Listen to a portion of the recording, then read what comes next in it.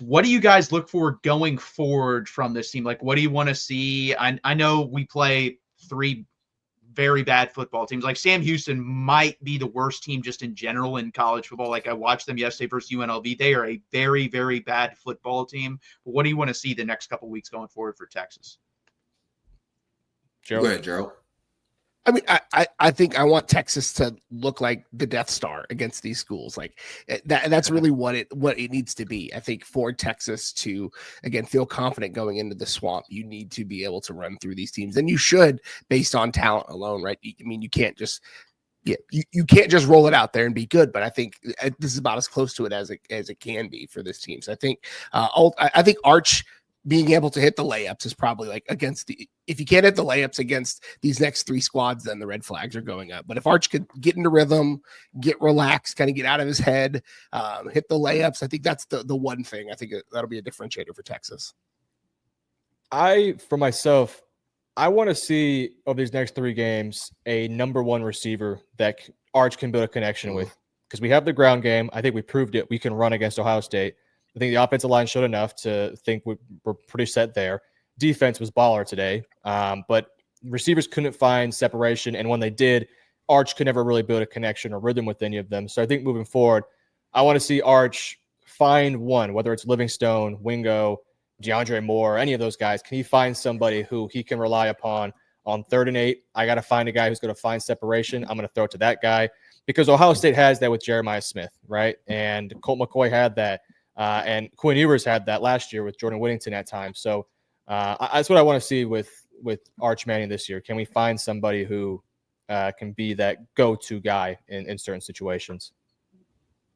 So I actually want to see. I want to see the offense be way more efficient. I mean, from play callers to the run game to the pass game, like just be efficient and like play 3 clean games. Like I don't want sloppy football. I don't want 2 turnover games, because those are indicators of what may come versus better teams. So I want to see clean football. Like I'd rather be whoever we play over the next 3 weeks, 35 to zip and play a clean game, than win 55 zip and the game is kind of just all over the place. Where like we make great plays, but we're just better, so we win by a lot more. I want to see clean, efficient football, less penalties on both sides. I want to see the return game take a step forward. Like I want to see efficiency, so that when we're in these hostile environments, when we go to Florida, when we go to Georgia, like it's not out of the realm of possibility for us to play a clean and efficient game, because that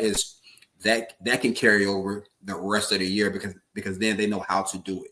Once you do it a couple times, you do it over and over, then it's confidence to say, okay, I can do it. This guy's a little bit better, but we can do this. So that's all I'm looking for.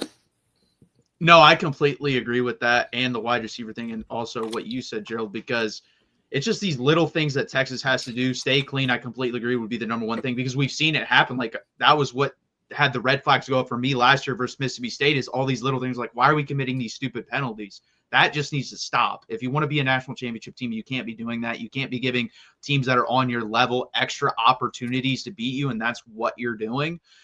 So it's going to be interesting if you're able to do that. And then another thing, we didn't get to see Mason Shipley kick today. I want to see that. Like we're going to need him come. Yeah, we're going to have to see him down the stretch. Like that's going to matter too. I'm surprised, honestly, it didn't matter in this game, because that's the type of game it was. We got to see the other guy. Bouwmeester's a really good punter. My worries are gone with the punting position. I have no idea still about the kicking position. So can we get that figured out?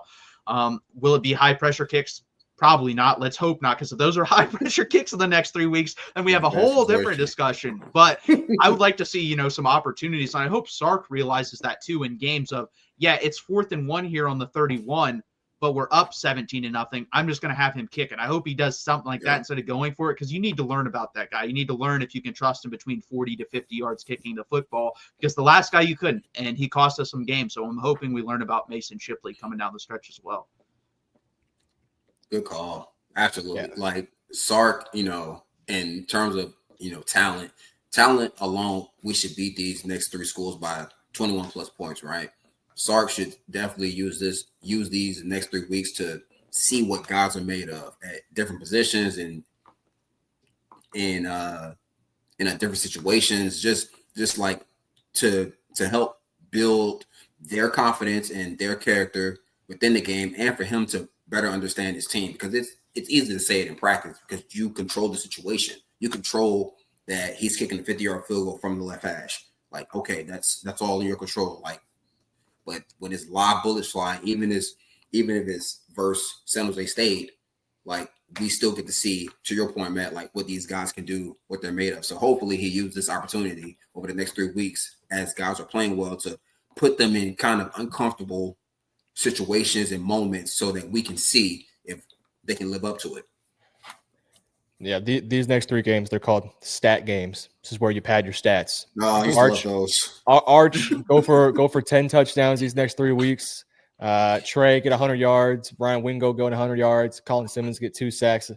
Like, these are what these games are for. It's about building rhythm, putting up big numbers, buffing your numbers up a little bit. And then when you go up against Florida and Oklahoma, you have some confidence. You should be fully healthy. By the way, I'm not sure if you guys saw it. We saw Lance Jackson got some playing time today. Yeah. So I want to see some of these other freshmen really get a lot of reps here. And I think it's a big vote of confidence they put Lance Jackson. And I don't think Justice Terry played much. At least I didn't catch it.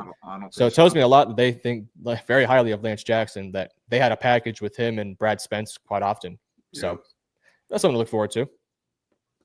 Yeah, I want to see other wide receivers get involved too, like Khalil Lockett and Jamie French. I would like to see get more playing time. I understand why they didn't trust him today, but we saw Dalen McCutcheon make a catch. I think he was out there for 5 to 7 snaps, but I would like to see Khalil Lockett, because Khalil Lockett going forward, he was kind of built for this game. If you can't get separation from the wide receivers, guess what? You can throw it up to a guy that can win those 50-50 balls. So exactly. I would like to see him get those plays or play a little bit more down the stretch in these next 3 games as well.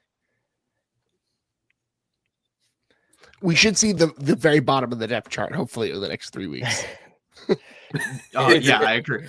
It's nice we get 3 straight home games, because then right after that, we get the bye, and then you got to go to the Swamp, then the Red River. You got a couple of Kentucky's, Mississippi State's, don't matter. But then you got Georgia in Georgia Stadium, right? So that's 3. That's tough place to play. Huge places to play at that are going to be loud. Don't have a home game for a month. I know. Even if Florida is not good, right? If they're not good, that crowd is going to be packed when they go up against Texas, and they're going to be louder probably against Texas than most other teams this year. So I'm expecting the worst in those games, but I'm hoping for Arch to build some confidence and be ready for those games. At least you hope. That's what I want to see too. I want to see how Arch responds. Yep. Mm-hmm. That will tell me everything I need to know about the rest of the year. His response over the next three weeks, in terms of not how he plays, but how his teammates handle him, and because he missed a lot of throws. He missed some easy throws, right? Like, everyone saw it, the receivers felt it, O-line, like everyone sees it. Biggest stage, like how he handles the media, how he handles those guys in practice, like how he handles himself as a leader right now that will say more about the rest of the year than any player ever will, because he's the guy. So as the guy, how are you going to handle this failure? Yeah. Yeah. I think go ahead. Rick, unfortunately for us, nothing matters till the next big game. Just look at I agree overall, but look at the small details that are executed in these games, because those little details will matter when we get to the big games. That's the only thing I asked. That's why I was so hard on the team after the Mississippi State game last year. Like, can they get that key 3rd and 1? Can they get that key 4th and 1? Can they execute in the red zone? Do they not commit penalties? Stuff like that, because we're going to win the games. If that happens, then we just say burn the season to the ground if we lose to one of these 3 teams. But look at the small things. Yeah, I think the big thing for people watching and even ourselves, it's not overreact. All right, we lost the game by 7. We have the ball with 2 minutes left. If he hits Ryan Wingo on that drag, who knows what happens? We may end up winning this game, and it's a whole different conversation we're having now. So, right, and don't overreact these next 3 weeks. When we destroy UTEP, San Jose State, Sam Houston, don't come back on here saying, "Oh, we're the best team in the country." We beat trash teams. Let's wait till Florida, Oklahoma, Georgia even, and we'll figure out who this Texas team is then. For now, you can judge them off this game all you want, but we went toe-to-toe with a damn good Ohio State team that, just like Texas, recruits 5 and 4 stars, and they're always in the top 5 recruiting classes, and they get the best transfers. They have the best of the line coaches. So you lost by 7 to a damn good team. Yes, you would have won to win this game, but I mean, don't be too mad. It could have been a whole lot worse. Completely agree. Absolutely. So we're going to wrap this one up. Give each and every one of us a follow on whatever social media platform you choose. That is Brandon's TikTok and IG right there. He is a voice of the Texas Voice of College Football channel on Tuesday nights at 8 p.m. Eastern time. Josh also co-hosts with him then. Give him a shout out on YouTube as well at Metro Sports and on X as Metro Sports YT. And then Gerald, my co-host, has a Longhorn pod every when do you release that, Gerald? Every Tuesday, Monday? Tuesdays and Thursdays. Okay, Tuesdays and Thursdays. Check it out on Spotify or any place you get your podcast. And then you can check us out Monday night, 8 p.m. Eastern time. We will be breaking this game down further, be able to watch it back, unfortunately. And, just look at the smaller details, look at the line play and stuff like that. You get too emotionally involved in this game sometimes. You don't really pay attention to the line of scrimmage. So I think it'll be good to look at that. We really appreciate you guys being here. Please hit that like button. Please subscribe down below, guys.